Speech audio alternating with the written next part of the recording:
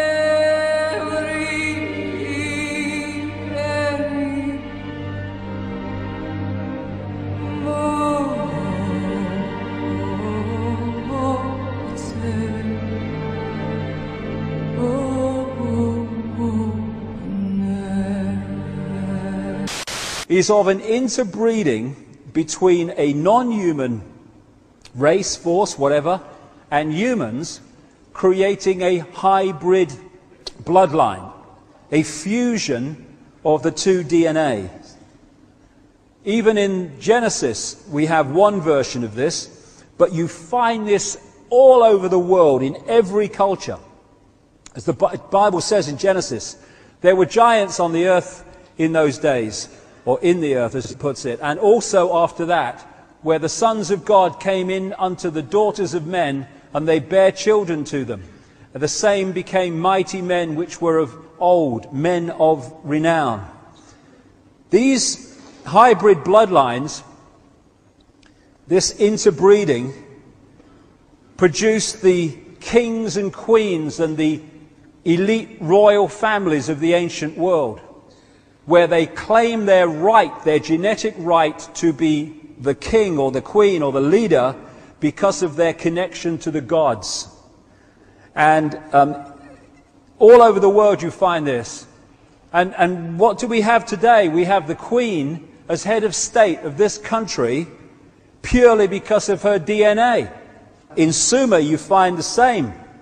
Sumer, which became Babylon, which became Iraq, has ancient texts and tablets which describe the same recurring global story of this interbreeding to create this hybrid race. The hybrid race became known as the demigods, part human, part God, because of this interbreeding connection. This hybrid bloodline went off across the world, up into Northern Europe. It became the power behind the Roman Empire and the creation of the Roman Church, which became, of course, global Christianity.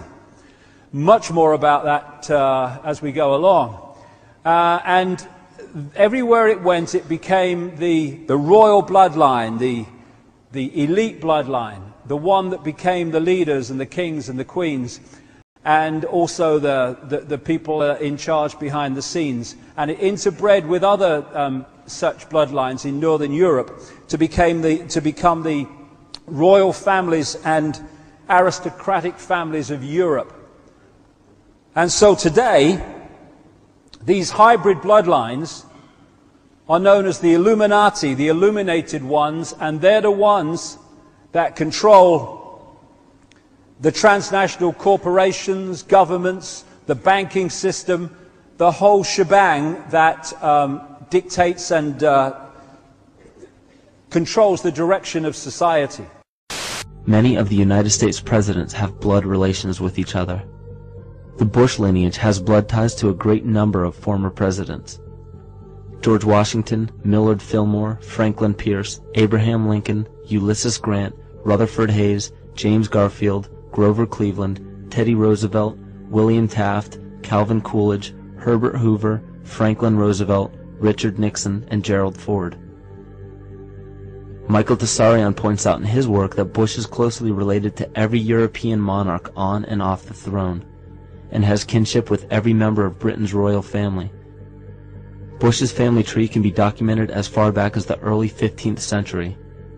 He has a direct descent from Henry III and from Henry VIII's sister Mary Tudor. He is also descended from Charles II of England. And we also find that George W. Bush is a direct descendant of Godfrey de Bouillon. Godfrey was the first king of Jerusalem after he recaptured it from the Saracens, which was the name for the Islamic faith during the Middle Ages. It is interesting to note that the current occupation of the United States in the Middle East was re-established by the same family, George Bush Sr. in 1991, and again by George Bush Jr. in 2003. George Bush Jr. is then found to be a cousin to both opposing candidates of his 2 terms in office, Al Gore and John Kerry. Democratic President Barack Obama also has blood ties with George W. Bush, as well as Gerald Ford, Lyndon Johnson, Harry Truman, James Madison, and the British Prime Minister Sir Winston Churchill. On the opposing side of the 2008 presidential ballot, John McCain is descended from Robert the Bruce, King William I of Scotland, and also Godfrey de Bouillon. Let me take you through this, branch by branch. The 101st Airborne Division, Air Assault. Vice President Dick Cheney, the man who's only a heartbeat away from the presidency, is actually a blood relation. He's President Bush's 9th cousin once removed. Cheney's cousin Barack Obama is also Bush's 11th cousin and the 9th cousin of Brad Pitt. But we're only just getting started. President Lincoln was President Bush's 7th cousin 5 times removed, and Bush shared more than just a ballot with John Kerry. That's right, they're 9th cousins twice removed. There's also royalty in the Bush bloodline. Princess Diana was Bush's 11th cousin twice removed. And then there's this bombshell. Happy birthday, Mr. President. Sure, she may have been singing to JFK, but what about GWB? He is, after all, her 9th cousin 3 times removed. He's also related to Playboy founder Hugh Hefner, even Pocahontas, and Vlad the Impaler.